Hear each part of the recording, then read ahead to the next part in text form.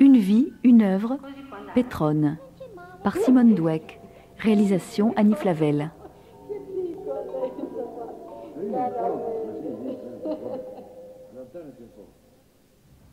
L'œuvre de Pétrone, telle qu'elle nous est parvenue, se résume à un grand texte, le Satyricon, suivi de quelques courts fragments dont beaucoup sont en vers, dits de Pétrone ou attribués à Pétrone.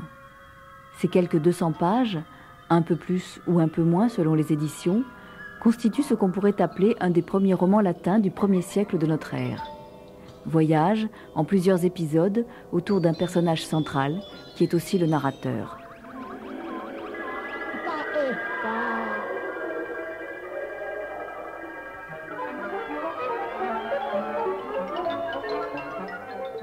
Compte tenu de ce que nous avons, le texte parle d'un homme flanqué d'un autre homme, donc l'homme principal c'est Encolpe, flanqué d'un autre homme qui s'appelle Giton, qui parcourt les îlots de la civilisation romaine. Ils vont d'îlot en îlot, d'espace en espace, rencontrant des gens complètement différents d'un espace à l'autre. Pourquoi est-ce qu'ils vont d'un espace à l'autre? On ne le sait pas. Franchement, on ne le sait pas. Donc l'histoire principale, c'est cette exploration d'île en île, d'îlot en îlot, par Encolpe, flanqué de Giton, quelquefois flanqué d'un troisième larron qui s'appelle Achille, et quelquefois flanqué d'un quatrième larron qui s'appelle Eumolpe. Donc imaginez cette espèce de trio ou de quatuor qui évolue comme ça, d'espace en espace, pour aller chercher on ne sait trop quoi d'ailleurs.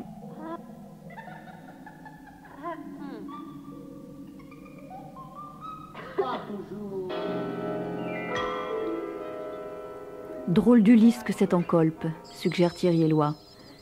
Mais les questions commencent au titre, Satyricon. On ouvre les dictionnaires, latin, grec et même botanique. Cette orchidée qu'on nommait Satyrion possède en sa racine deux choses semblables à des génitoires. L'orchis a vertu de contracter et de ce fait aide au fait de luxure. Lu dans Platearius, le livre des simples médecines. Satyricon peut aussi évoquer du grec « histoire de satire » ou du latin « un plat garni de toute espèce de fruits, de légumes, sorte de macédoine, de pot pourri, de mélange, enfin, de divers maîtres poétiques ». Satyricon, un manteau d'arlequin ou rapiessage de toute espèce, nous dit encore Paul Venn. Et tout s'y trouve en vérité. Aventure érotique, poème épique ou épigramme raffiné, histoire de loups-garous, sorcières et autres striges qui auraient aujourd'hui fait les délices des ethnologues, contes surnaturels, récits plaisants, propos insignifiants, éloquence rhétorique, démêlés, naufrages et règlements de compte. Et si alors nous nous laissions guider dans les dédales du verbe, explorateurs d'un texte où chaque pas nous mènerait à l'énigme suivante, tantôt retrouvant le chemin, tantôt nous égarant avec délice, il faut l'avouer, dans l'entrelac des événements et des embûches que semble avoir avec malice laissé pour nous Pétrone. Philippe Moreau. C'est probablement un des textes littéraires de l'Antiquité romaine qui pose le plus de problèmes. Son auteur est extrêmement mal connu. Les dimensions même de l'ouvrage originel nous sont inconnues. La nature littéraire de ce texte est l'objet de très profondes discussions parmi les spécialistes. Quand on prend les manuscrits ou les éditions savantes du Satyricon, on voit que les manuscrits attribuent cet ouvrage à un Petronius Arbiter. Nous savons par d'autres textes littéraires qu'il y a eu, à l'époque julio-claudienne, plus précisément à l'époque de Néron, un certain nombre de personnages appartenant à la gens Petronia, plusieurs consuls, plusieurs sénateurs, plusieurs personnages ayant fait une carrière politique importante. Et puis l'un d'entre eux, le plus connu de la tradition historique, puisqu'il a donné lieu à un récit assez long de Tacite, et qu'il y a également une allusion chez Plutarque à ce personnage, s'appelle lui Petronius Niger.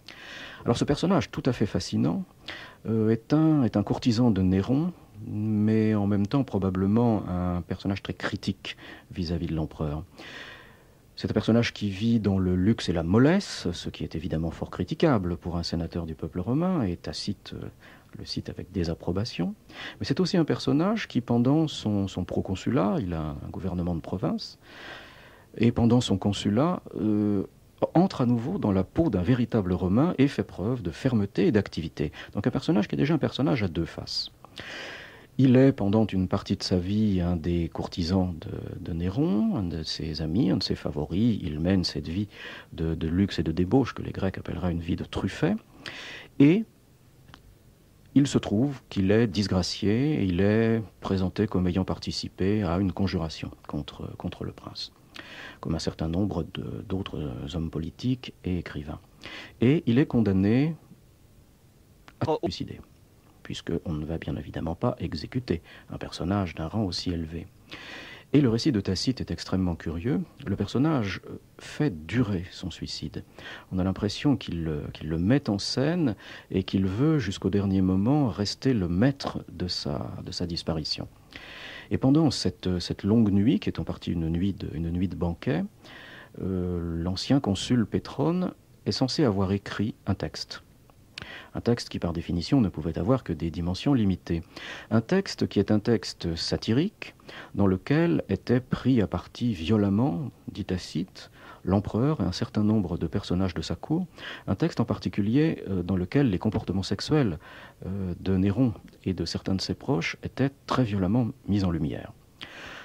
Toute la tradition des historiens de la littérature latine assimile le Petronius Arbiter des manuscrits et le Petronius Niger, le consul connu par Tacite et par Plutarque. Il y a là, bien entendu, un très gros problème. Cela fait bien évidemment de grandes difficultés.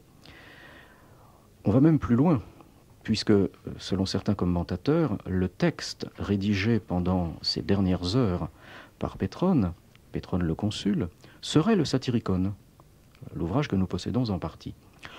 Là, l'impossibilité est absolue, pour une raison très simple. Les mêmes manuscrits qui nous livrent le nom de Petronius Arbiter nous apprennent que les extraits que nous lisons provenaient des livres 15 et 16 de l'ouvrage de Pétrone. Nous ne possédons donc, dans les éditions que nous lisons, nous ne possédons donc qu'une toute petite partie de cet ouvrage. Au moins 16 livres, peut-être plus, 20 ou 24. Ce qui entoure d'ailleurs l'ouvrage d'un très grand halo d'incertitude. Nous n'avons qu'une idée certainement très biaisée de ce qu'a pu être cet ouvrage.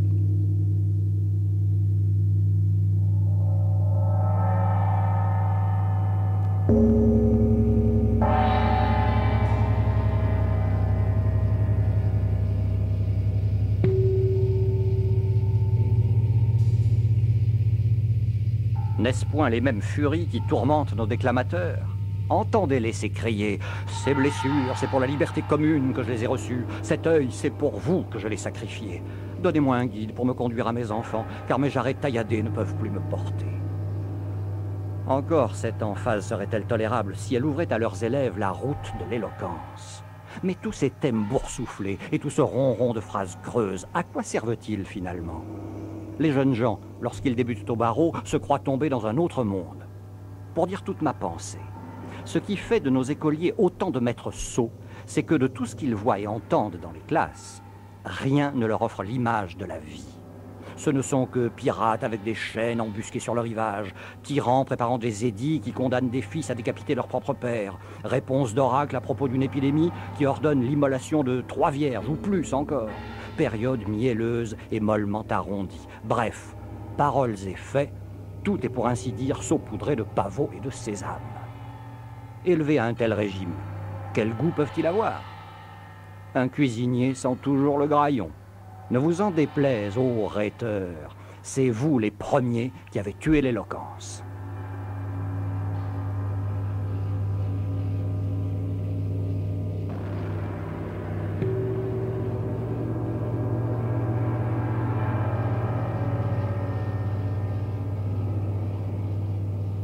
Marie-Françoise Quignard, nous sommes à la réserve des livres rares à la Bibliothèque nationale, réserve dont vous êtes un des conservateurs en chef.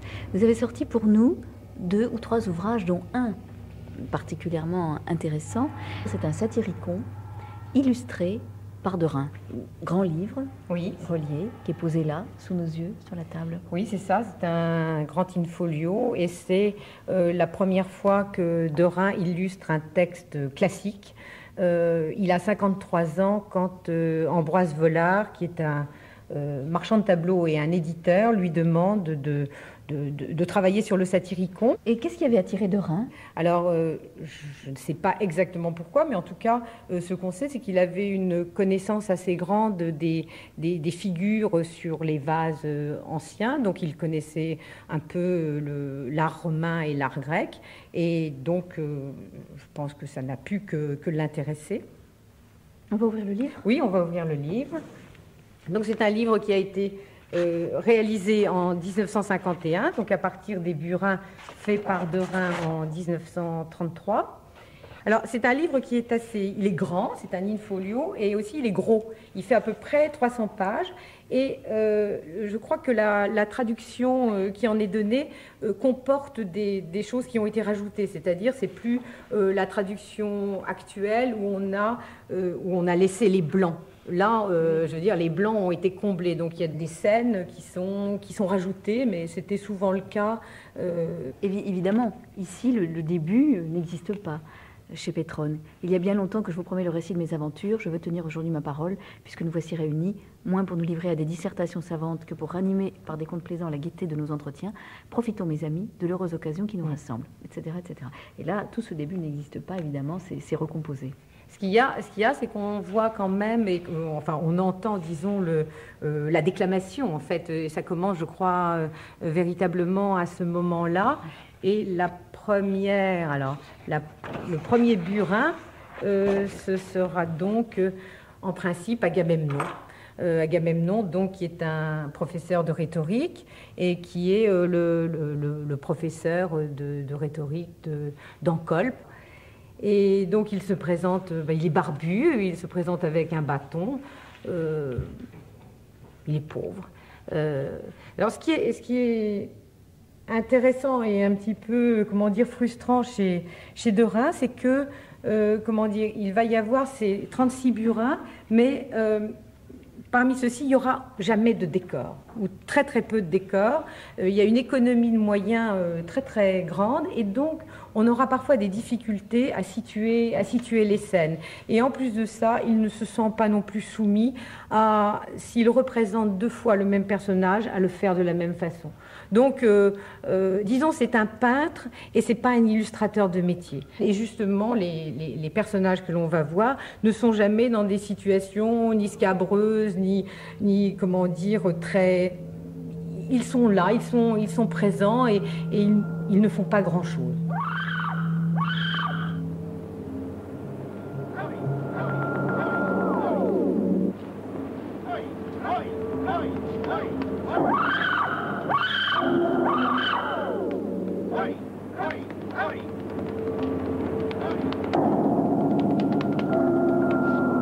E che fa? Anche Venere teneva l'occhietto storto. René Martin. Une chose assez frappante, c'est que le Satyricon, ce n'est pas seulement un roman d'aventure et un roman d'amour, c'est cela. C'est un roman d'aventure sans aucun doute, c'est un roman d'amour et d'amour homosexuel, on y reviendra peut-être, mais c'est aussi un ouvrage de réflexion. C'est un ouvrage où il est question de la crise de l'enseignement, où il est question de la décadence de l'art, où il est question des principes de la poésie épique, etc. Donc de toutes sortes de grands problèmes. À tout instant, l'intrigue s'interrompt pour laisser la place à ce qu'on pourrait appeler une discussion culturelle, une discussion intellectuelle sur ce genre de problème. C'est le seul roman dans l'Antiquité qui présente ce caractère. Les autres romans antiques, qui sont presque tous des romans grecs, à l'exception de Landor d'Apulée, sont des romans d'aventure, effectivement, mais on n'y trouve jamais, on n'y trouve nulle part ce type de réflexion, ce type de développement culturel, etc. Et c'est une originalité, l'une des originalités du roman de Pétrone. On trouve dans cet ouvrage antique, on trouve la préfiguration de toutes sortes de thèmes que l'on trouvera plus tard dans le roman du XVIIIe, dans le roman du XIXe siècle. Émile Zola, par exemple, ne s'était pas trompé. Émile Zola portait un jugement extrêmement sévère sur toute la production romanesque antique, grecque en particulier. Pour lui, c'était des romans sans aucune valeur, c'était des romans purement sentimentaux, des romans d'aventure, mais qui n'avaient absolument aucun intérêt véritable. Et Zola faisait une exception pour le Satyricon qui, à ses yeux, était un véritable roman parce que c'était un roman qui présentait notamment une peinture sociale et il y trouvait un petit peu la préfiguration de sa propre conception romanesque. Là, je crois que c'est un jugement qui tout de même mérite d'être pris en considération.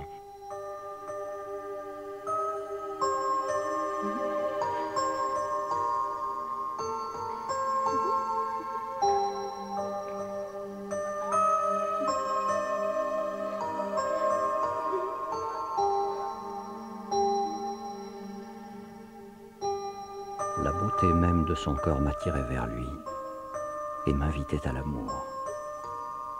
Déjà sur nos lèvres avaient retenti 1000 baisers. Déjà nos mains, se rencontrant, avaient inventé toutes sortes de caresses. Déjà nos corps, unis dans une même étreinte, avaient mêlé même leur souffle.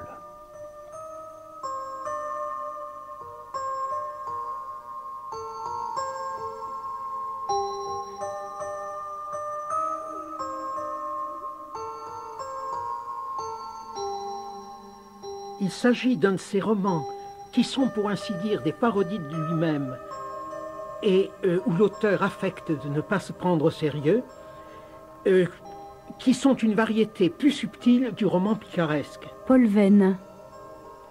Pétrone est un diable d'homme, saisissable pour nous une fois que nous avons dit qu'il est insaisissable, et qui, pour ses contemporains, particulièrement pour ceux qui étaient les plus gourmets et les plus victoriens, car Dieu sait si les Romains étaient non pas exactement volontaristes, mais victoriens, Pétrone était un personnage ahurissant.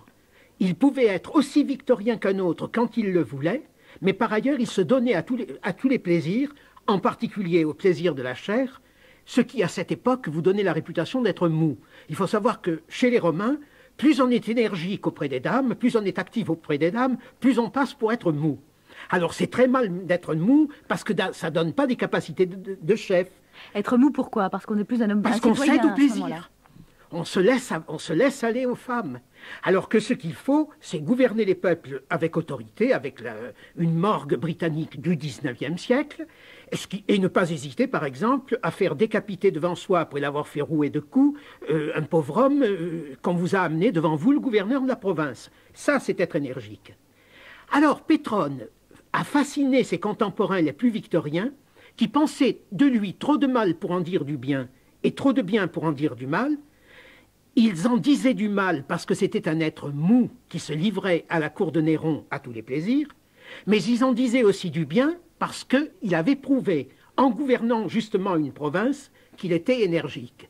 Du coup, il réjouissait totalement à la fois le goût de l'autorité victorien et le snobisme de la classe gouvernante de l'aristocratie romaine, parce qu'il était la chose inespérée, le mou énergique. C'est-à-dire qu'il flattait ses collègues, les sénateurs, l'aristocratie gouvernante, en étant aussi énergique, c'est-à-dire dur, qu'eux, mais en même temps, par sa mollesse, il montrait qu'il était aristocratiquement au-dessus des préjugés et de la morale du petit peuple, qui, comme chacun sait, est puritain, ce qui naturellement donnait un prestige très grand à l'aristocratie sénatoriale, qui se plaçait au-dessus de la morale commune. Très souvent, la grande majorité des spécialistes considèrent que cette œuvre a été écrite à l'époque de Néron. René Martin. Dans les années 60, disons, après Jésus-Christ. Concernant Pétrone, je dois dire que je ne suis pas très orthodoxe. Effectivement, depuis longtemps, je pense que la datation néronienne est tout à fait sujette à caution. Et l'impression qui est pour moi prédominante, enfin la vraisemblance la plus grande, c'est que l'action du roman se déroule pas très loin de l'époque néronienne, mais tout de même postérieurement. Il y a plusieurs indices qui donnent à penser que le roman se déroule environ dans les années, je dirais, 80, entre 80 et 90, la période flavienne, la période de la dynastie postérieure à la mort de Néron. Et quant à la date de l'écriture, alors là, je la situerai pour ma part vers 110-120, sous la période des empereurs qu'on appelle les Antonins, n'est-ce pas, dont le premier a été Trajan, fin du règne de Trajan, vers 120. C'est à mon avis la solution la plus probable. Et cet homme, qui serait-il pour vous? Alors là... vous avez trouvé une trace de ce Pétrone, peut-être. Non, je me suis livré à une espèce d'enquête policière, n'est-ce pas, qui m'a conduit à émettre une hypothèse. La question que vous me posez et la réponse que je peux y faire, alors là, c'est de l'ordre vraiment de l'hypothétique. Il ne faut pas se leurrer. C'est-à-dire que je me suis amusé à dresser, comme tout bon enquêteur, tout bon policier, un portrait robot de l'auteur du Satyricon. Et ce portrait robot me paraît nous aiguiller vers un personnage qui présente nécessairement 3 caractères. Le premier caractère, c'est que c'était un intellectuel de haute volée, un érudit, un homme qui connaissait par cœur la littérature grecque et latine. Il la parodie, il la pastiche constamment, visiblement, oui. Absolument. Le deuxième, alors là, c'est que c'était, et ça n'est pas banal du tout, c'était un personnage qui connaissait admirablement, tout aussi admirablement, les milieux des esclaves, les milieux des affranchis. Nous avons le passage le plus important du Satyricon, c'est le fameux repas chez Trimalchion, la Kena Trimalchionis, où l'auteur du roman fait parler avec une truculence, avec un réalisme, les affranchis, ces anciens esclaves qui participent à ce repas, que nécessairement il connaissait ces milieux, il les fréquentait, peut-être même il en faisait partie. Il est le seul dans toute la littérature gréco-latine qui nous donne un tableau de ce genre. Et puis le troisième caractère, c'est que c'était quelqu'un qui était à la fois sérieux et fantaisiste, sérieux et amusant. Et effectivement, son ouvrage, il est ce que les Grecs auraient appelé spoudogeloion, à la fois sérieux et drôlatique. Alors, muni de ce portrait robot, je suis parti à la recherche, évidemment, vers les années 110-120, de quelqu'un qui lui ressemble. Et j'ai trouvé quelqu'un. J'ai trouvé quelqu'un dans une lettre de Pline le Jeune, la lettre 1 du livre 8, où Pline le Jeune nous parle d'un personnage qui est un très brillant intellectuel, qui est en plus un esclave ou un affranchi, car c'est son lecteur, son lecteur attitré. Or, les lecteurs des grandes familles comme cela étaient des esclaves ou plus souvent des affranchis. Et d'autre part, il nous dit que c'est un personnage qui est à la fois sérieux et drôle, avec qui il travaille et avec qui il s'amuse. Alors, ce lecteur de Pline ressemble étonnamment au portrait robot, mais il y a plus que cette ressemblance. Le Satyricon, c'est un roman à la première personne, un récit à la première personne, fait par un dénommé Encolpe. Or, le lecteur de Pline s'appelle Encolpe. C'est extraordinaire, enfin, c'est trop beau pour être vrai, et pourtant c'est vrai. Et des encolpes dans la littérature latine du Haut Empire, du 1er et du 2e siècle, il n'y en a pas 36, hein, il y en a 2. Il y a l'encolpe du Satyricon et il y a le lecteur de Pline. Alors, est-ce que c'est le même ?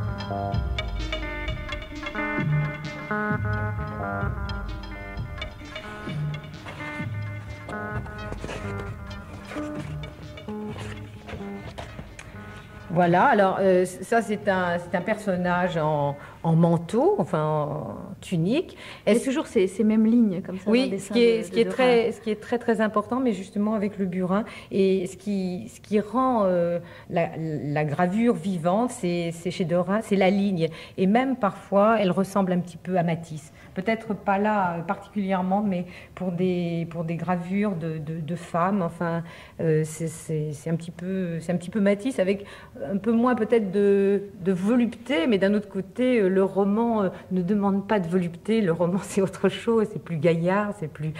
Ce qui est étonnant, ce roman, enfin, et qui est un roman où en couleur, on peut dire, et où justement la couleur est quand même très présente, où on décrit les couleurs des tuniques, et là, à la fois, on est très très frustré puisqu'il n'y a pas de couleur, quoi. Il y a pas de... C'est du trait. C'est du trait, et la couleur, à la limite, ne pourrait être rendue que par plus de traits.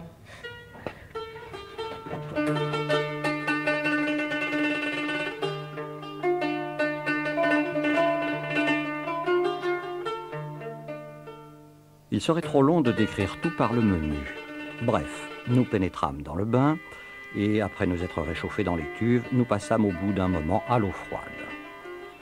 Déjà Trimalcion, enduit de parfum, se faisait essuyer, non avec de la toile, mais avec des serviettes de laine très souples. Cependant, 3 masseurs médicaux, sous ses yeux, buvaient du falerne, et comme en se disputant ils en répandaient une grande quantité, Trimalcion disait qu'il buvait à sa santé et à ses frais. Puis on l'enroula dans une bure écarlate et on le déposa sur sa litière que précédaient 4 coureurs couverts de médailles et une voiturette à main où l'on transportait ses amours. Un garçon à l'air vieillot, chassieux, plus hideux que son maître Trimalcion. Pendant qu'on l'emmenait, un musicien muni de flûte minuscule s'approcha de sa tête et avec l'air de lui confier des secrets à l'oreille, lui joua de la musique tout le long du chemin. Nous autres, nous emboîtons le pas, tellement étonnés que nous n'avons déjà plus faim, et nous arrivons à la porte avec Agamemnon. Sur le chambranle était une affiche où l'on lisait « Tout esclave qui sortira sans ordre du maître recevra 100 coups ». Dans l'entrée même se tenait un concierge, vêtu de vert, la tunique retenue par une ceinture cerise, et qui écossait des pois dans un plat d'argent. Au-dessus de la porte était suspendue une cage d'or dans laquelle une pie tachetée disait bonjour aux personnes qui entraient.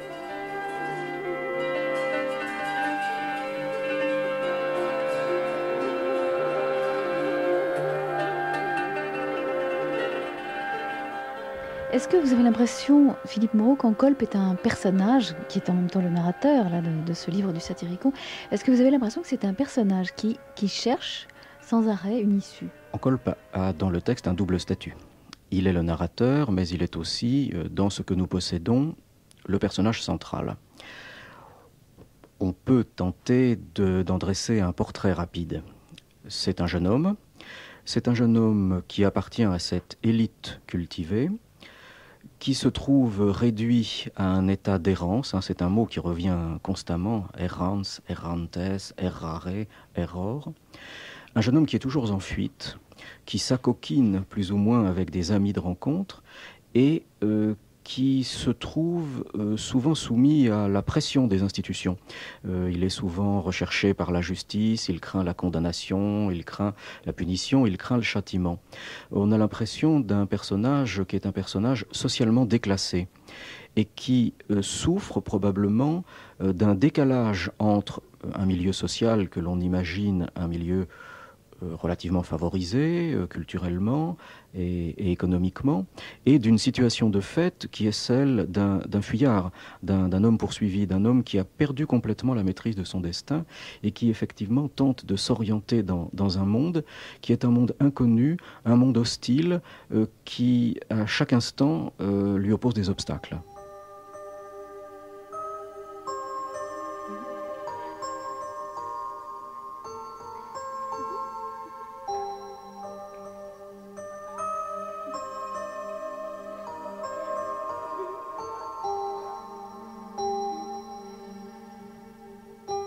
Il y a un narrateur. Il y a un narrateur dans le Satyricon. Alors oui, alors là c'est le tour de force. Je vais vous raconter pourquoi, parce que c'est assez drôle.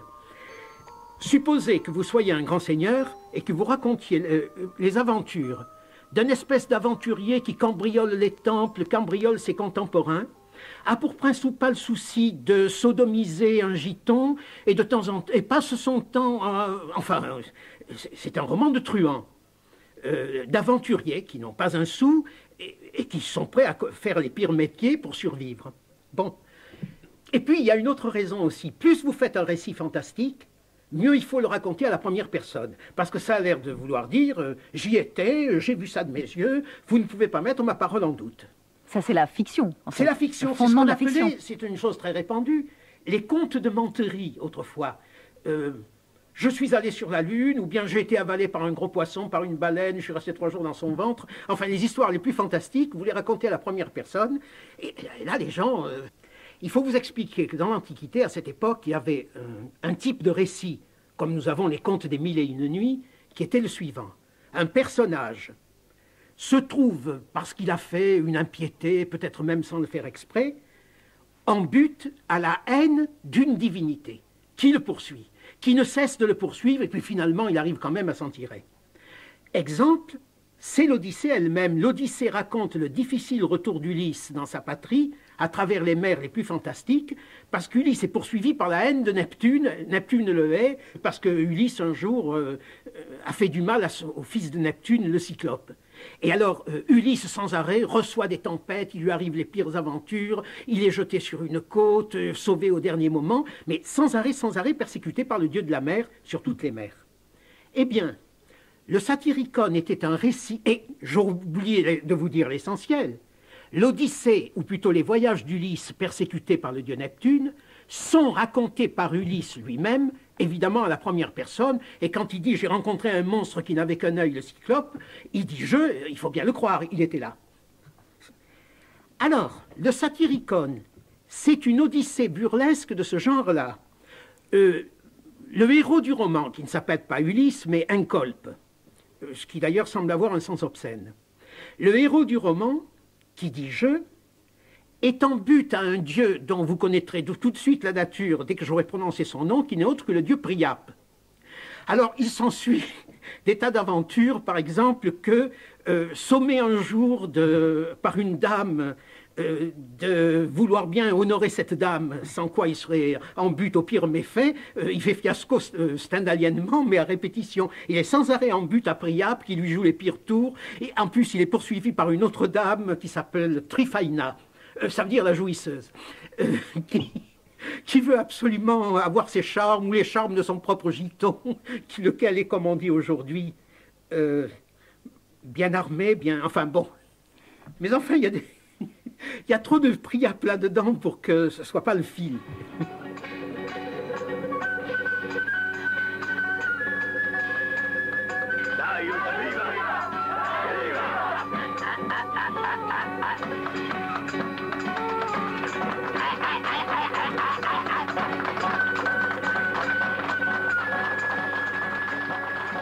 Pendant que tout ébahi, je regardais tout cela, je faillis tomber à la renverse et me briser les jambes. À gauche, en entrant, non loin de la loge du concierge, était peint sur le mur un chien énorme, enchaîné, et au-dessus était écrit en lettres majuscules « Gare aux chiens ». Mes camarades s'esclaffèrent. Quant à moi, reprenant mes esprits, je continuais à examiner le mur. Il y avait là une peinture représentant un marché aux esclaves, avec les écriteaux, et l'on voyait Trimalcion lui-même, les cheveux longs, un caducée à la main, entrant à Rome sous la conduite de Minerve. Ensuite, on voyait comment il avait appris à compter, puis comment il était devenu trésorier. Tout avait été représenté avec soin par le peintre, qui avait ajouté des inscriptions. Navigo sempre sul mio, simile in questo al sempre errante Ulisse. Le piace la citazione? Anche a tavola i classici ci stanno bene.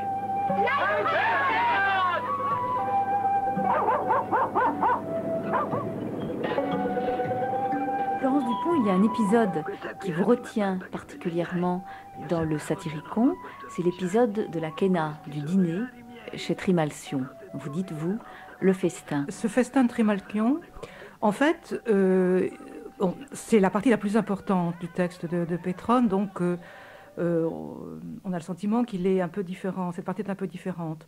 En fait, tout le texte de Pétrone est une succession, soit de banquets, soit de situations qui débouchent sur des banquets ou qui partent du banquet. Chaque banquet se construit dans un univers tout à fait imaginaire, ce qui est une fiction. Alors, bien sûr, c'est une fiction qui est construite à partir de la réalité, avec des effets très, très clairs d'écart.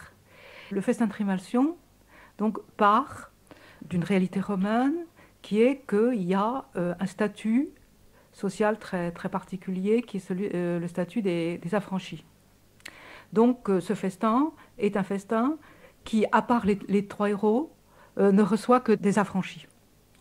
Ce qui apparaît comme un monde étrange, puisque les Romains libres ne vont pas dans un festin d'affranchis. Déjà, il y a comme ça un effet de bas-fond, disons, d'autres lieux.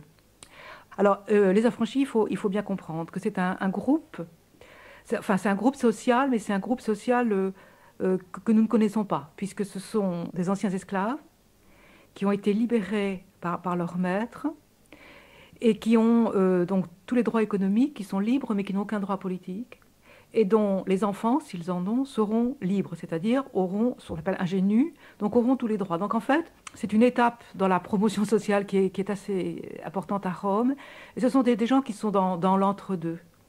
Alors, les vrais affranchis, les affranchis historiques, eux, ne sont pas tout à fait isolés du reste de la population romaine parce qu'ils ont gardé des liens privilégiés avec leur ancien maître, qu'ils appellent patron, et qui en fait leur sert de relais à l'intégration sociale. Ils font partie du clan, une sorte de grande famille au sens sicilien du terme. Et donc en fait, ça c'est la réalité romaine. Mais Trimalchion, lui, est différent. Et ainsi que tous les autres affranchis que l'on voit dans le récit de Pétrone, ils sont différents puisque chez eux, il n'est jamais question du patron. Et en outre, ils semblent totalement vivre à part de la société. Ils vivent entre eux, mais à part de la société romaine. Et c'est là où commence la vraie fiction. C'est-à-dire que ce sont des gens qui n'existent pas, qui d'ailleurs sont impossibles, parce que tout ce qui demande une solidarité, un soutien dans la vie, ils ne l'ont pas. Je dirais que ce personnage qui donne un banquet ou assiste un colpe, ce n'est pas un parvenu, c'est raciste, c'est l'étranger, l'immigré qui a fait fortune. Vous avez toute une classe riche à Rome, une classe d'hommes d'affaires qui sont les affranchis, qui correspondent exactement, ça y est, je trouve la notion raciste que je cherchais, aux Juifs du XVIIIe ou XIXe siècle, c'est-à-dire l'apatride, l'étranger qui est détesté, méprisé et tout, mais qui, justement, parce qu'il est tenu en marge, a été réduit non pas à cultiver la terre et à faire des métiers ordinaires, mais à devenir marchand, banquier, tous les métiers marginaux, mal vus, prêteurs sur gage et tout ça. Eh bien, nous avons eu les Juifs dans ce rôle dans les temps modernes. Au Moyen-Âge, c'était les Lombards, c'est pour ça qu'il y a tellement de rues de Lombards dans les diverses villes de France. En Algérie ou en Tunisie, ce sont aujourd'hui les Djerbiens, la tribu du Sud. Bon, ça se trouve un peu partout. Dans le monde romain, l'équivalent du Juif ou du Lombard, c'est l'affranchi. Le héros de la partie romanesque dont je parle, qui donne un banquet ridicule, c'est justement un affranchi. Parvenu, ça ne veut rien dire, alors, non, dans ce contexte-là. Parvenu méconnaît la notion, enfin on ne peut pas dire raciste, puisqu'il s'agit d'esclaves affranchis, mais enfin dont l'équivalent actuel serait le racisme. C'est pas, si vous voulez, l'ascension sociale, c'est la barrière verticale entre races. Les hommes libres et les esclaves, c'est vraiment deux races à part. Et alors, ce qui est extraordinaire dans cet épisode, c'est que probablement la haine raciste, le mépris raciste de Pétrone pour les affranchis, lui a fait décrire, mais avec une férocité et une lucidité inimaginables, le milieu des affranchis, ce qui fait que nous avons la première esquisse d'un roman réaliste. Vous avez un épisode réaliste de 50 pages, où vous apprenez tout. Comment cet affranchi a fait fortune, récit de ses affaires, quelle est sa morale, ce qu'il pense, il a toutes les réactions. Moi, je n'ai pas étudié la philo, mais je connais la vie, pas les livres. L'arrivisme aussi. Et puis ce petit, il faut qu'il apprenne, parce qu'il faut qu'il fasse des études. Les études, les diplômes, ça reste. Vous avez toute une morale, petite bourgeoise, d'une vulgarité sans nom. En plus, il est inculte, il fait semblant d'y comprendre quelque chose. Et alors, mais c'est d'une pénétration tellement lumineuse, c'est réaliste dans le fond. Mais le ton, le style, la vision d'un colpe, son optique, n'est pas réaliste. Voilà ce que elle est satirique. C'est pas du tout la même chose. Et le réalisme, ça n'existe qu'à partir du XIXe siècle. La différence tient en quelques mots. Avant le XIXe siècle, les textes sont ou laudatifs, lyriques, approbatifs, ou satiriques. Ou on dit du bien, ou on dit du mal. Ou on est pour, ou on est contre. Il n'y a pas de trois côtés à cette barricade. Ce n'est qu'au XIXe siècle, avec le roman réaliste, qu'apparaît une chose qu'on n'avait jamais vue, le ton simplement sérieux. Ce n'est pas comique, ce n'est pas tragique, ce n'est pas laudatif, ce n'est pas satirique, c'est pas non plus de l'ironie ou de la légèreté, c'est le ton sérieux des gens sérieux, un ton bourgeois, si vous voulez, et non plus littéraire. Et alors le Satyricon, ou plutôt cette partie du Satyricon, qui est le repas sur Trimalchion, serait un épisode réaliste. Il l'est profondément, c'est même de la sociologie, et très profonde. Mais le ton n'est pas le ton sérieux du roman réaliste moderne.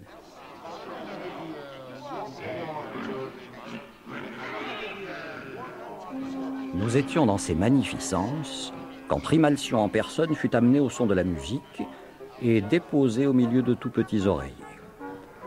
Cet aspect imprévu nous arracha des rires mal dissimulés. Figurez-vous un manteau écarlate, d'où sortait sa tête toute rasée, et tout autour de son cou emmailloté dans sa robe, il avait encore jeté un foulard à large bordure rouge, orné de franges qui pendaient de tous côtés.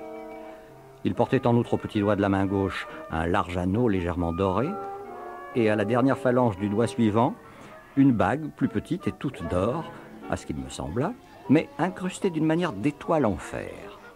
Et voulant nous montrer encore d'autres richesses, il découvrit son bras droit qu'ornait un bracelet d'or et un cercle d'ivoire fermé par une plaque d'émail. Le banquet, dans l'Antiquité, est un lieu de sociabilité privée, enfin ça tout le monde le sait, où il y a la convivialité, où donc se créent des relations de proximité. Bon, c'est vrai pour tout le monde, mais cette sociabilité du banquet est la seule que connaissent les affranchis dans le récit de Pétrone. Donc en fait, ça devient un banquet hypertrophié. Un banquet hypertrophié où tout se joue, toute la vie et la mort même, puisque Trimalcion joue son enterrement, se joue à l'intérieur du banquet. Donc c'est ça la trame. Mais alors, ce qui fait le caractère déficient de ce banquet, c'est que le banquet romain, et comme beaucoup de comportements culturels romains, a intégré l'esthétique grecque, mais cette esthétique grecque, ses valeurs de beauté, d'érotisme, de culture, de poésie, de musique, qui sont toute une dimension du banquet des nobles romains, eh bien, est sans cesse vécu comme un manque dans le banquet de Trimalcion, c'est-à-dire que sans cesse, ces gens-là essayent d'atteindre à ces valeurs et il manque. Je prends un exemple très simple. Une des valeurs du banquet grec, c'est la relation érotique avec des jeunes garçons beaux, avec des longs cheveux, et qui représentent à Rome l'équivalent du pais grec, et qu'on appelle les pueri delicati. Et or, dans le banquet de Trimalcion, tout le monde est là, y compris le petit ami du maître, qui est, dit le texte, un jeune vieillard chassu, enfin un petit garçon qui est à la fois un enfant et un vieillard, et qui n'a absolument aucun des traits de la beauté grecque. Et on peut dire que sans cesse, le festin de Trimalcion vit ce manque, cet effort pour atteindre les valeurs grecques, et ils sont toujours dans le manque. Alors, il y a le banquet grec que l'on connaît sous le nom de symposion, et dont le terme est rentré un peu dans le langage commun. C'est donc le partage de la boisson. On ne fait que boire. Et les grandes divinités qui président à ce banquet sont à la fois Dionysos, le dieu du vin, Eros, le dieu de l'amour, en particulier de l'amour entre hommes et jeunes garçons, et les muses, divinités du chant. Alors en fait, le banquet romain, lui, s'inscrit dans une autre tradition que nous connaissons mieux, qui est plus proche de nous, puisque on partage les nourritures. C'est un partage des bonnes nourritures et non pas simplement un partage du vin. Et ensuite, c'est un banquet où il y a des hommes et des femmes, et où traditionnellement la pédérastie est absente. Les Romains ne font pas de la pédérastie une activité gratifiante et honorable. Donc, il y a cette tradition. Mais en même temps, à l'intérieur de cette kéna romaine, il y a eu donc une acculturation, on peut dire, un effet d'interculturalité, où un certain nombre de pratiques grecques ont été reprises, et ça a donné ce qu'on appelle en latin commissatio, mais qui est absente du récit de Pétrone, parce que cette commissatio, c'est le fait des nobles romains uniquement. Et alors c'est cet aspect-là justement qui est manqué par Trimalcion, qui revient toujours à la nourriture.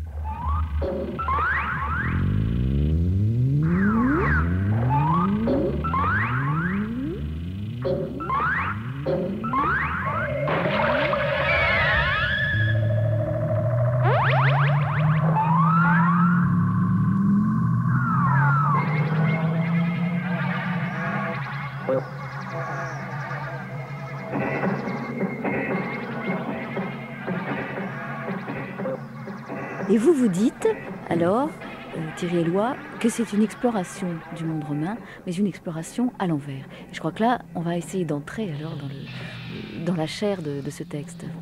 Exactement. Alors, à partir du moment où Encolpe est frappé de cette malédiction pris à pic. Il va donc parcourir les espaces de la culture romaine, mais des espaces très particuliers. Pourquoi? Par exemple, on pourrait s'imaginer qu'Encolpe est un vaillant citoyen romain et qu'il va rencontrer tout ce qui fait le sérieux de la culture romaine. Il pourra rencontrer des orateurs, des guerriers, des militaires, des consuls. En fait, il rencontre tout ce qui est le contraire de la société romaine. Donc ça paraît quand même assez curieux. On peut se dire pourquoi cette exploration inversée des motifs centraux de la société romaine. Parce que le couple qu'il forme avec son petit copain Giton est un couple impossible dans la littérature romaine. Un homme romain est destiné à se marier et à fonder une sociabilité politique qu'on appelle le mariage, qui est en fait une sorte d'unité minimale qui va fonder la société romaine. Or, rien ne se fonde à Rome, peut-être dans d'autres civilisations aussi d'ailleurs, mais rien ne se fonde à Rome sur un couple formé par deux hommes. C'est absolument impossible. D'ailleurs, je crois même, je ferai l'hypothèse, que le couple formé par Encolpe et Giton, auquel donc s'ajoutent Achille et Eumolpe, risque de créer une cité dangereuse, c'est-à-dire une contre-cité qui est une menace pour la cité politique, c'est-à-dire pour la cité romaine telle qu'elle existe. C'est-à-dire que cette sociabilité est une société purement fondée sur le plaisir, ce qui à Rome est totalement impossible. Ce qui veut dire que le couple formé par Encolpe et son petit copain Giton constitue une sociabilité privée. Et comme sociabilité privée, ils vont donc examiner la sociabilité privée des Romains. En d'autres termes, ce couple purement voluptueux ne peut examiner que des voluptés secrètes de Rome. Ça permet à Pétrone de nous faire explorer, de nous faire rentrer dans un monde totalement impossible, de nous faire accéder à ce qui est le secret de la société romaine. À l'envers, évidemment, puisque de toute façon, l'exploration ne peut se faire que par un homme qui l'a fait à l'envers, puisqu'il est lui-même dépositaire d'un secret qui inverse la sociabilité normale d'un Romain. Ce qui permet donc à Pétrone d'explorer des marges de la société romaine et, par défaut, de définir ce qu'est le repère, le bon repère de la société romaine.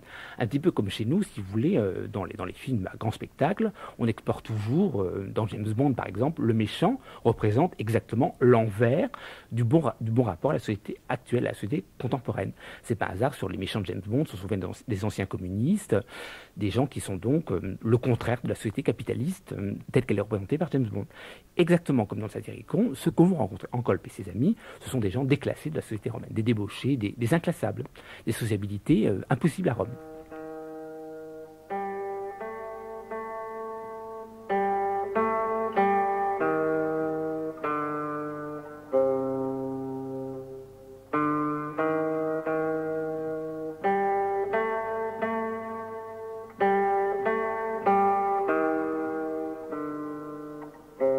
À cette oraison funèbre succéda un plat dont la taille ne répondait pas à notre attente, mais dont l'étrangeté attira tous les regards.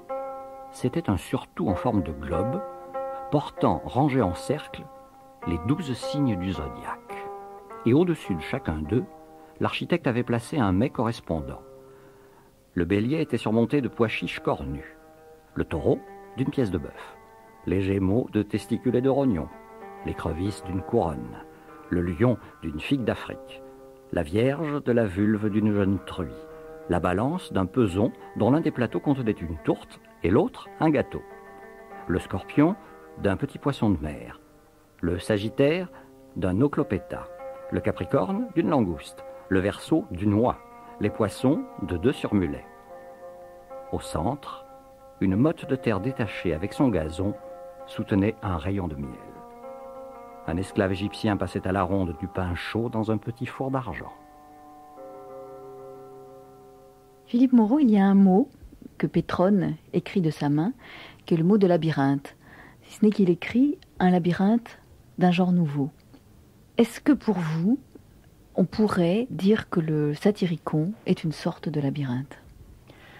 Il y a 2 types de présence du mythe du labyrinthe, cet aspect du mythe crétois du labyrinthe dans le roman de Pétrone. Tout d'abord, il est présent par les allusions de certains personnages. Trimalcion lui-même tente de raconter le mythe du labyrinthe, toujours avec le même projet qui est celui d'étaler le petit peu de culture qu'il possède. Et Pétrone, bien entendu, s'emploie à ridiculiser son personnage. Quand Trimalcion tente de raconter le mythe du labyrinthe, il confond avec le mythe de Niobé et d'autres mythes. C'est une des occurrences de cette attitude constante de Pétrone, qui est une attitude de mépris pour l'homme qui ne possède pas la culture, au sens où on l'entendait dans l'Antiquité gréco-romaine, c'est-à-dire la connaissance de la mythologie et de la haute poésie. Trimalcion récidive avec le mythe du labyrinthe, puisqu'il a un cuisinier qui est un grand professionnel, un grand artiste. C'est un de ces cuisiniers qui sont capables de représenter toutes sortes de nourritures à partir d'un seul matériau.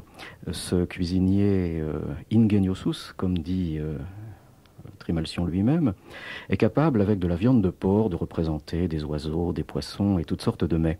Et Trimalcion, toujours pour étaler le petit peu de culture mythologique qu'il a acquise à droite et à gauche, le baptise Dédale, c'est-à-dire le modèle même de l'homme ingénieux, le modèle même de l'artisan. Voilà, une première présence du mythe et du labyrinthe. Il y en a une autre qui est beaucoup plus subtile, c'est celle à laquelle vous faisiez allusion à l'instant. On peut dire que dans cette vaste errance qu'est l'aventure des trois personnages, le narrateur Encolpe, Asylte et Giton, il y a deux errances particulières.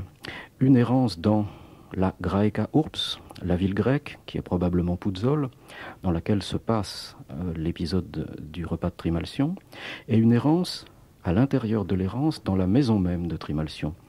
Cette maison que Trimalcion présente dans un de ses discours de vantardise, qui sont destinés à donner à ses hôtes une idée très, très positive, très flatteuse de l'homme riche qu'il est, et qui ne font bien entendu que l'enfoncer dans le ridicule et dans l'odieux. Trimalcion présente sa maison comme ayant été Cassula, une petite bicoque.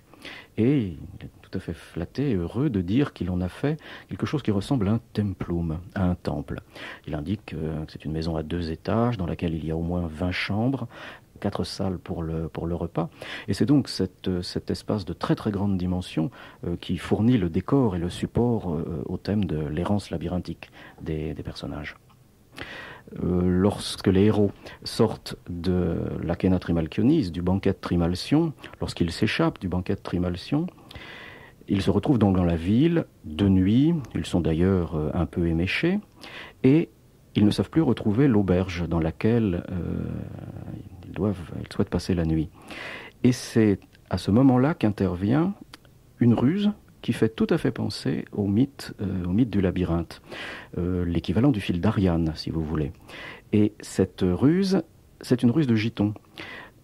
En se rendant dans la maison de Trimalcion, il a eu l'idée de marquer de craie chacun des piliers et chacune des colonnes qu'ils croisaient dans leur errance à travers la ville.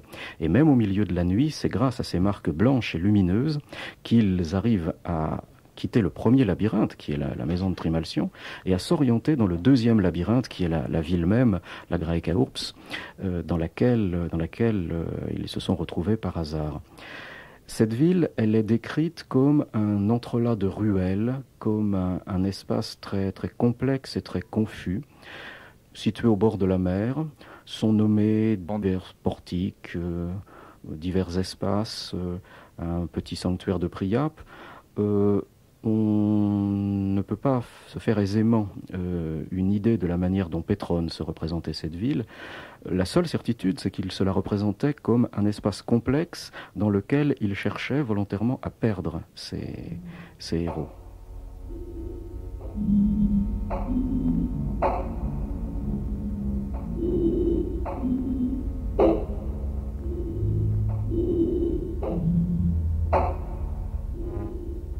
Moi, je me tournai vers Asylte. « Qu'est-ce que tu en penses ?» lui dis-je. « Moi, si je vois seulement un bain, j'en rendrai l'âme du coup. »« Disons comme eux, répondit-il, et pendant que l'on prépare le bain, faussons leur compagnie dans la foule. » L'avis me parut bon, et conduit par Giton à travers le portique, nous arrivâmes à la porte où le chien enchaîné nous accueillit avec un tel bruit qu'Asylte tomba dans le bassin. Et moi, aussi ivre, moi qui avais eu peur d'un chien en peinture, je me trouvais entraîné dans le même gouffre en essayant de porter secours à mon camarade qui barbotait. Nous fûmes sauvés par le gardien de l'atrium, qui intervint, calma le chien, et nous déposa au sec tout tremblant. Giton, lui, avait depuis longtemps payé sa rançon au chien par un moyen fort ingénieux. Tout ce que nous lui avions donné au cours du repas, Il l'avait lancé à l'animal aboyant et l'autre, distrait par la nourriture, s'était apaisé. Mais lorsque, frissonnant, nous demandâmes du moins au serviteur de nous ouvrir la porte et de nous laisser sortir, il nous répondit « Vous vous trompez si vous pensez sortir par où vous êtes entré. Jamais aucun convive n'est reparti par la même porte. On entre d'un côté, on s'en va de l'autre. » Que faire dans notre malheur, enfermés à l'intérieur d'un labyrinthe d'un nouveau genre, nous qui maintenant appelions un bain de tous nos voeux? Nous demandâmes donc de nous-mêmes à être conduits au bain, et après nous être dépouillés de nos vêtements, que Giton entreprit de faire sécher dans le vestiaire, nous entrâmes dans le bain, qui était étroit, il est vrai, et pareil à une chambre à glace.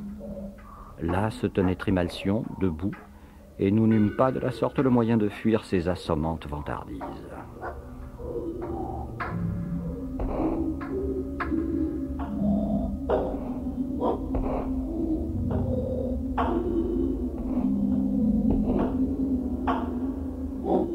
Et tout est labyrinthique pour une raison très simple. Le roman n'a ni queue ni tête.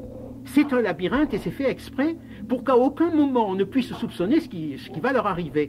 Alors là, par exemple, vers la fin, ils sont sur un bateau. Sur le bateau, aux terreurs, ils s'aperçoivent qu'il y a pour passagers à l'étage, sur le pont d'à côté, la femme qui poursuit le giton attitré de notre héros, et naturellement notre héros est jaloux, et un type nommé Lycas, que notre héros probablement a dépouillé de tout son argent au début du roman. Enfin, il se trouve, il y a des ennemis qui les poursuivent.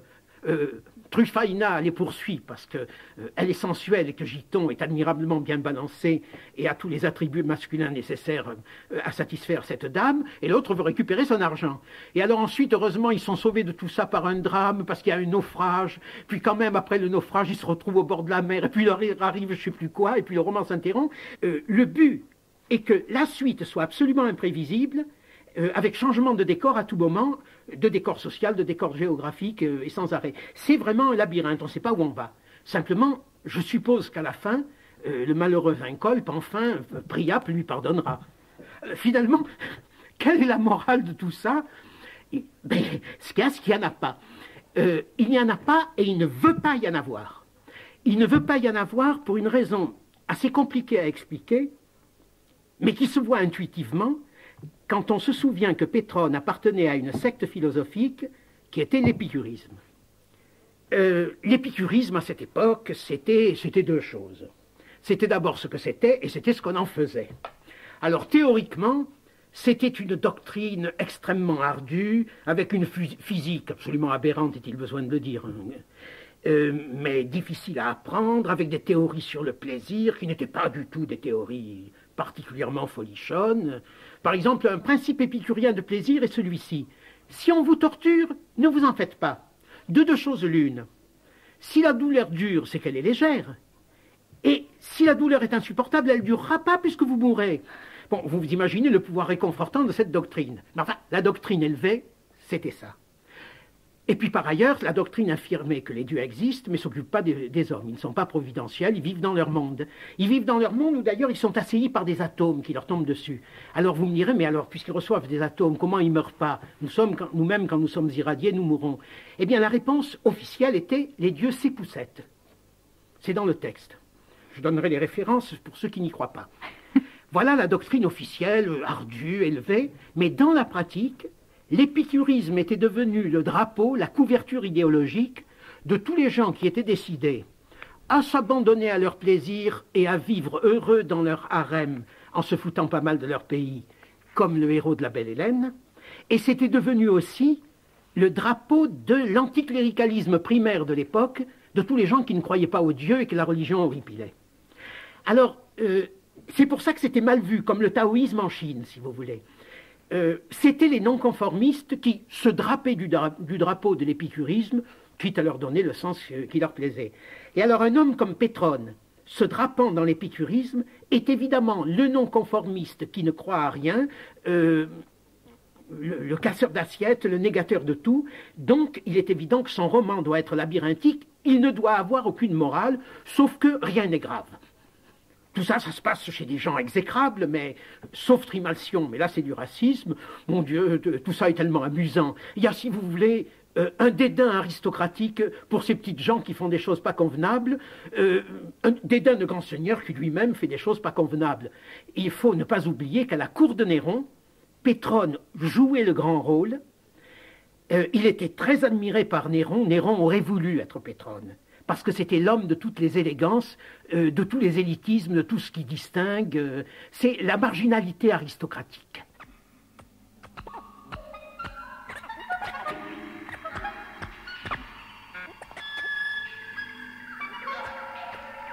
Argent criminel. On apporta un jambon sur lequel il y avait un huilier. Coussin. On apporta une petite boule pour mettre au cou. Sagesse tardive et affront. Le gagnant reçut des biscuits salés et un croc avec une pomme. Poireaux et pêche. Celui-ci un fouet et un couteau. Moineau et chasse-mouche. Celui-là des raisins secs et du miel attique. Robe de dîner et robe de ville. Un autre, un gâteau et des tablettes. Canal et pédale. Un autre, un lièvre et une pantoufle. Murène et lettres. Ce dernier, un rat lié avec une grenouille et un paquet de bêtes. Nous en rîmes longtemps. Il y eut 1000 calembours de même force qui me sont sortis de la mémoire.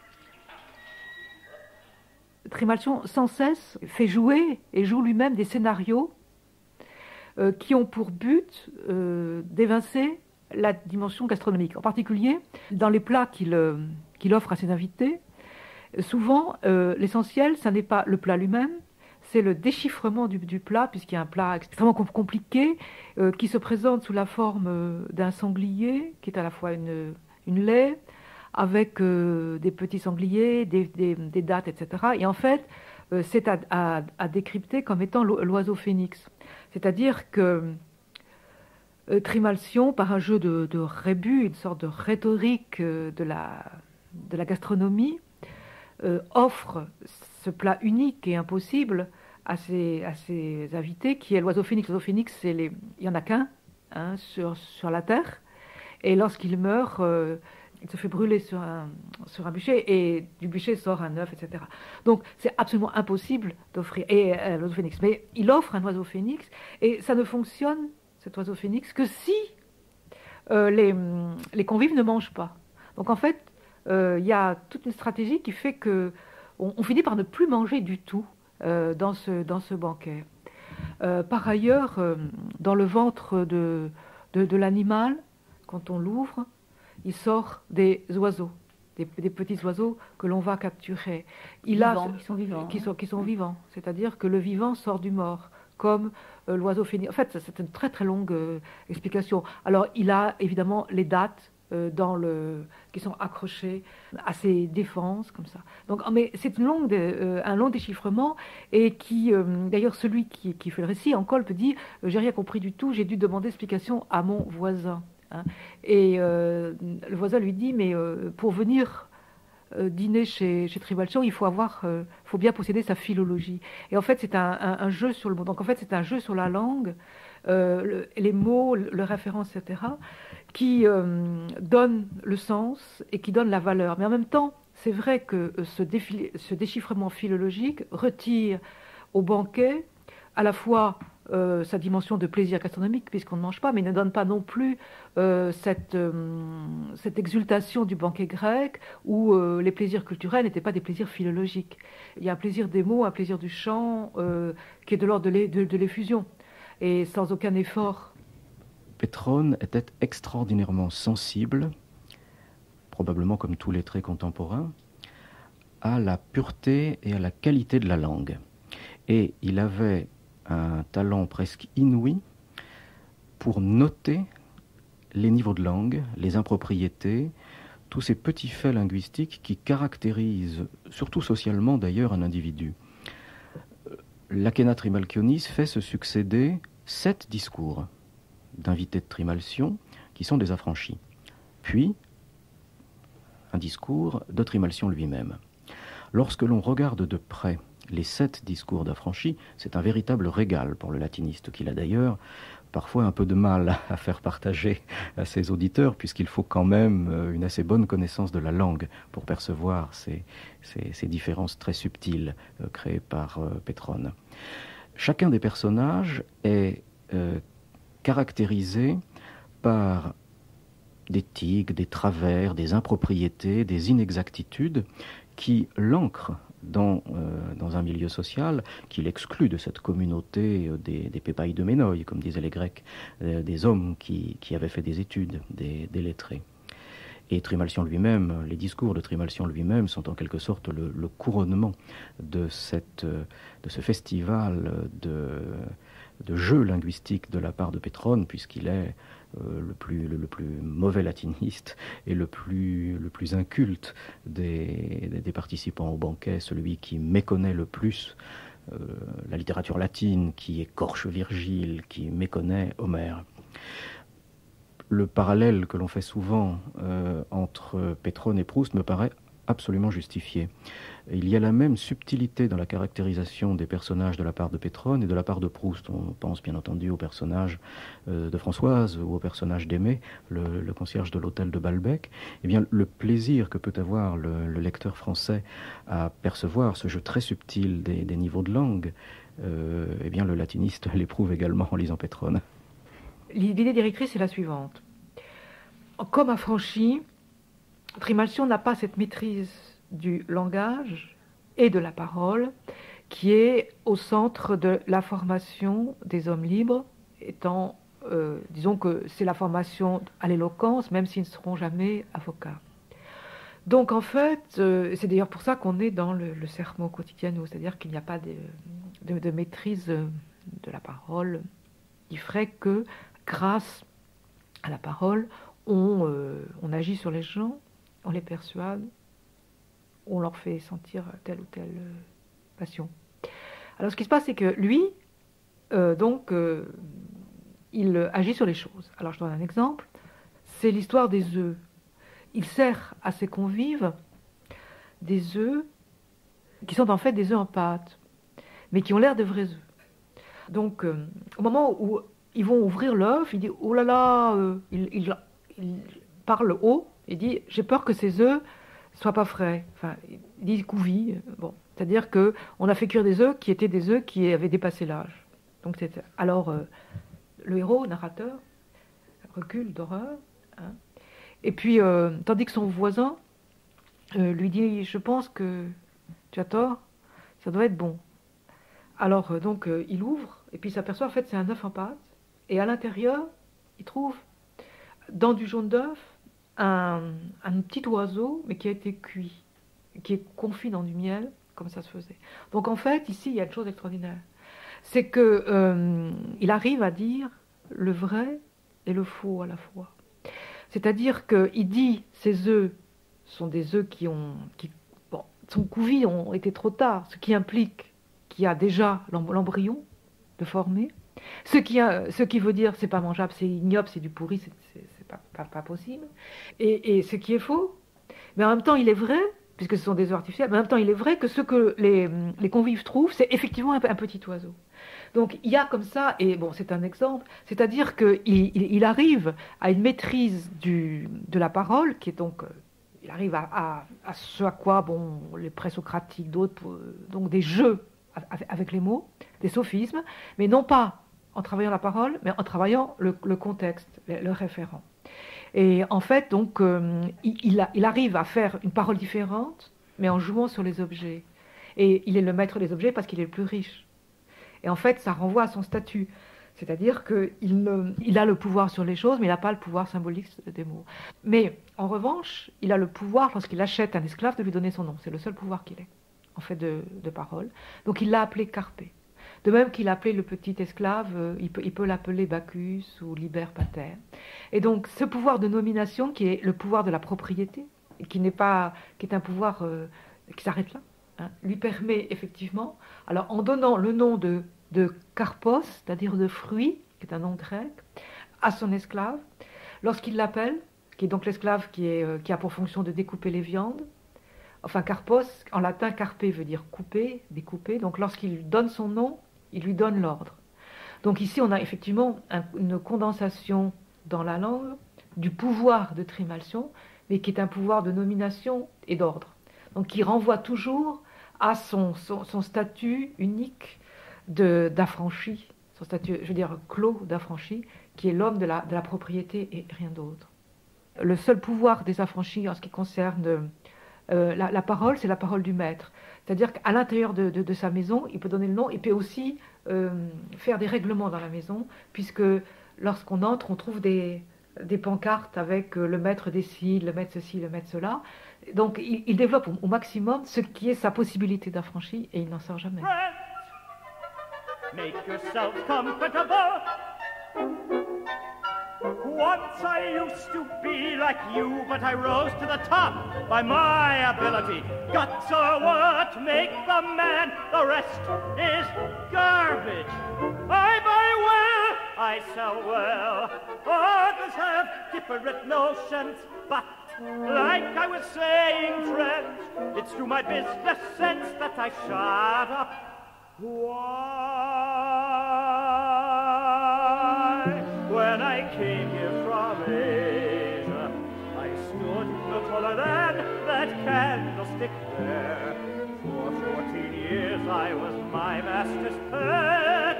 But what's the shame in doing what you're told to do?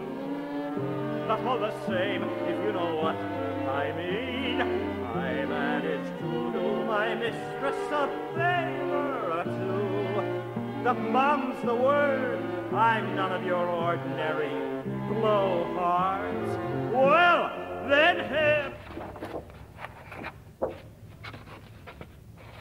Alors celle-là, bon, celle-là on en est sûr. Alors ça fait quand même un très très grand plaisir comme ça de pouvoir dire que c'est Trimalchion. Il est sur sa chaise percée, il vomit à moitié. Il y a la langue qui sort. Et voilà, c'est ça. Il est d'une vulgarité étonnante et il est entouré de ses esclaves qui le supportent, c'est-à-dire qu'il s'en va dans tous les sens.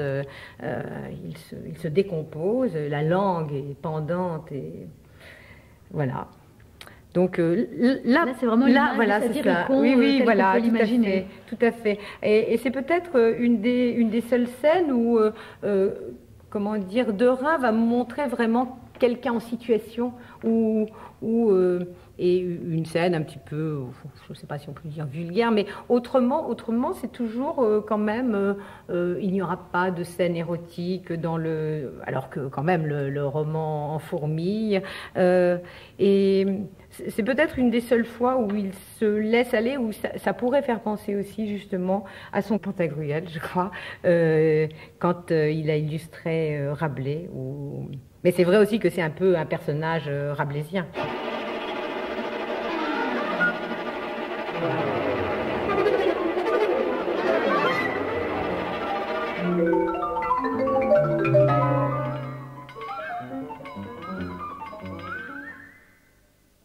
Et vous-même, Philippe Moreau, est-ce que c'est un texte dans lequel vous avez envie de vous laisser entraîner comme ça, parce que c'est vrai qu'il y a plein d'imaginaire finalement dans ce texte. Parfois, on a envie comme ça de rêver ou de se laisser aller dans ce labyrinthe sans résister peut-être.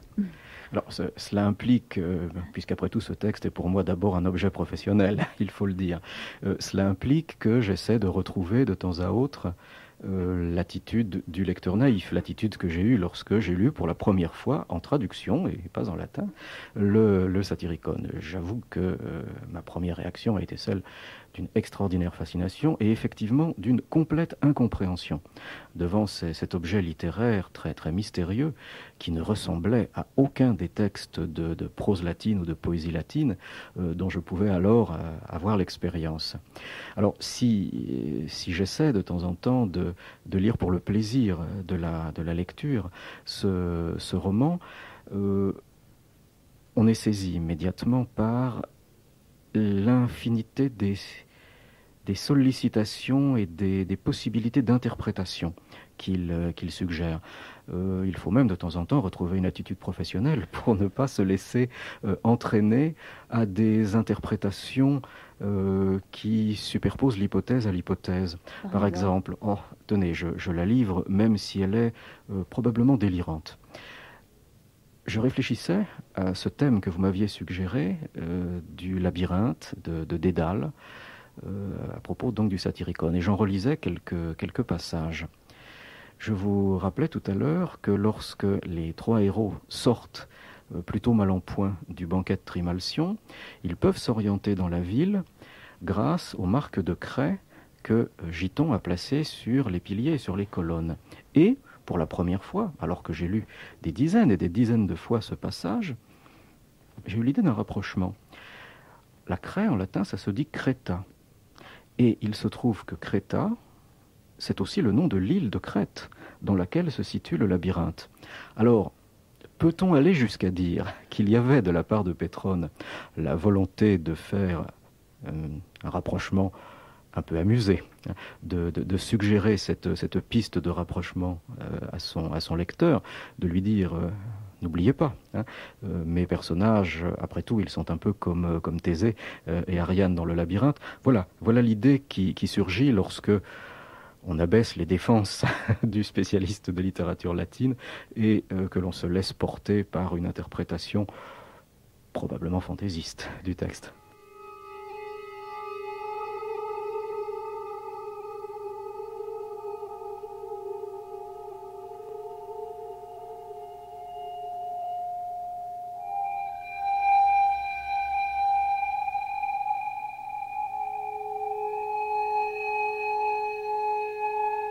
Il se trouva que le maître était allé à Capoue pour liquider des hardes.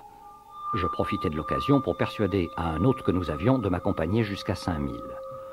C'était un militaire aussi fort que le diable. Nous nous taillons à peu près vers le champ du Coq. La lune brillait, on y voyait comme en plein jour. Nous arrivons au milieu des tombeaux. Voilà mon homme qui se met à se diriger vers les stèles. Moi, je m'assieds tout en chantonnant et je compte les monuments. Ensuite, lorsque je me retournai vers mon compagnon, je vis qu'il se déshabillait et posait tous ses vêtements le long de la route. J'avais un goût de mort dans la bouche. J'étais là, immobile, comme un cadavre. Lui, il pissa tout autour de ses vêtements et soudain se transforma en loup. Ne croyez pas que je plaisante, personne ne pourrait me payer assez cher pour que je mente. Mais comme j'avais commencé à vous le dire, dès qu'il fut transformé en loup, il se mit à hurler et s'enfuit vers les bois. Moi d'abord, je ne savais pas où j'étais, puis je m'approchai pour ramasser ses vêtements, mais eux étaient devenus de pierre. Si quelqu'un est jamais mort de terreur... Pourtant, je tirai mon épée, et plus mort que vif, je pourfendis des ombres jusqu'à ce que j'arrive à la ferme de mon ami. J'entrai comme un spectre, et j'en claquai presque. La sueur me coulait entre les jambes, j'avais les yeux morts. Il s'en est fallu de peu que je ne me remette jamais. Ma chère Mélissade s'étonnait de ce que je sois si tard par les routes. Si tu étais venu plus tôt, au moins tu nous aurais aidés. Un loup est entré dans la ferme et il a saigné tous nos moutons comme un boucher. Mais il n'en a pas eu le dessus, bien qu'il se soit enfui. L'un de nos esclaves lui a traversé le cou avec une lance. Quand j'ai entendu cela, il me fut impossible de fermer l'œil de la nuit. Mais dès le lever du jour, je m'enfuis bien vite chez notre maître Gaius, comme hôtelier détroussé. Et lorsque je repassai à l'endroit où les vêtements étaient devenus de pierre, je ne trouvai rien que du sang. Mais une fois revenu à la maison, je trouvai mon soldat au lit, malade comme un bœuf, et le médecin en train de soigner son cou. Je compris que c'était un loup-garou. Et ensuite, je n'aurais jamais pu manger un morceau de pain en sa compagnie, non, même si l'on m'avait tué. Que les autres en pensent ce qu'ils voudront, moi, si je mens, je veux bien que vos génies me patafiolent.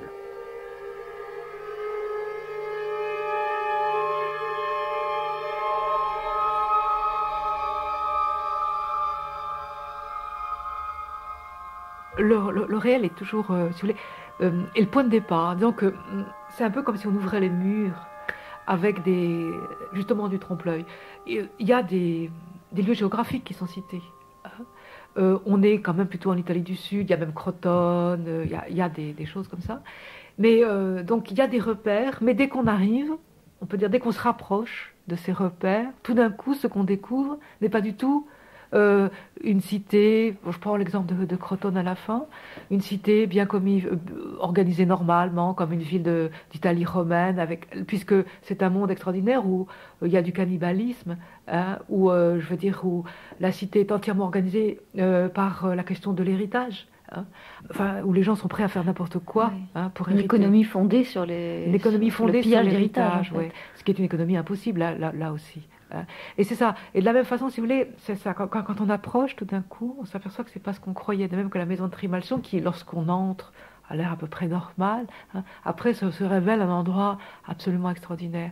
Et comme le bateau de Lycas, lorsqu'il embarque sur le bateau de Lycas, ça a l'air d'une bonne barcasse pour faire la traversée. Et à chaque fois, c'est pareil. Moi, j'ai envie de dire, c'est un univers fantastique. Alors, je sais que c'est pas très bien entendu, et puis parce que la littérature fantastique est toujours considérée comme de la sous-littérature. Mais là, comme c'est pas la littérature, c'est pas grave. Et je crois que la dimension fantastique, pour trouver des équivalences, est intéressante pour nous, parce que nous sommes dans un monde où la littérature et les arts convenables, enfin les arts reconnus, ont toujours tendance à nous renvoyer à nous-mêmes. Alors que dans l'Antiquité, les formes de création, aussi bien d'ailleurs musicales aussi, sont des ouvertures vers l'ailleurs. Alors, le fantastique étant chez nous peut-être la formulation la plus proche donc, de ces arts de l'ouverture. Alors, fantastique, oui.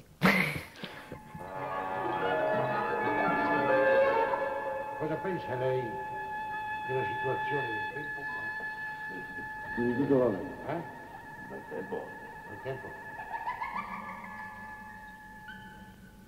Florence Dupont, Thierry Eloi, René Martin, Philippe Moreau, Marie-Françoise Quignard, Paul Venn. Texte lu par Michel Derville. Traduction de Pierre Grimal, édition Pléiade, et Alfred Ernoult, Les Belles Lettres. Extrait du Satyricon de Federico Fellini.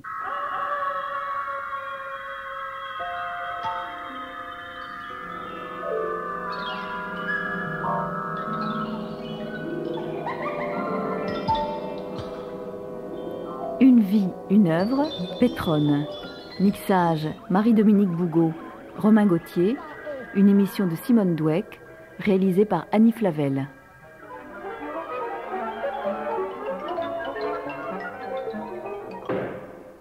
À partir du moment où le Satyricon est une succession d'explorations d'îles de non-civilisation, le fait qu'il en manque une ou qu'il y en ait une de plus n'a pas beaucoup d'importance. De même que si vous ajoutez un voyage de plus à Ulysse, ça n'a pas une grande importance pour l'épopée. Eh bien, dans le Satyricon, c'est un peu la même chose. C'est-à-dire que ce qu'explore Encolpe, Egiton, Achille, Molpe peut durer à l'infini. Donc il nous en manque au début, nous en manque à la fin, mais ça peut durer à l'infini. Ce qu'a d'ailleurs très bien compris Fellini quand il fait finir son film par une phrase très énigmatique. Et là, nous arrivâmes dans l'île de... Et le film s'arrête comme ça. À tel point d'ailleurs que les spectateurs, la première fois que j'ai vu le film, les spectateurs étaient presque en colère en se disant mais la copie est mauvaise, il nous manque la fin. Mais non, il ne nous manque pas la fin, puisqu'en fait, la fin, c'est cette espèce de succession de points de suspension. Et c'est, je crois, ça en effet, le fonctionnement même du roman. C'est-à-dire que ce sont des îlots et ça peut durer à l'infini.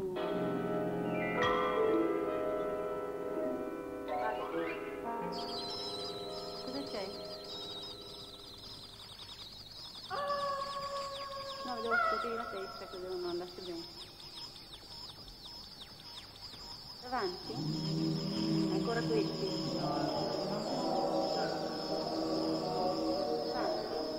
Vieni qua. Ancora questi?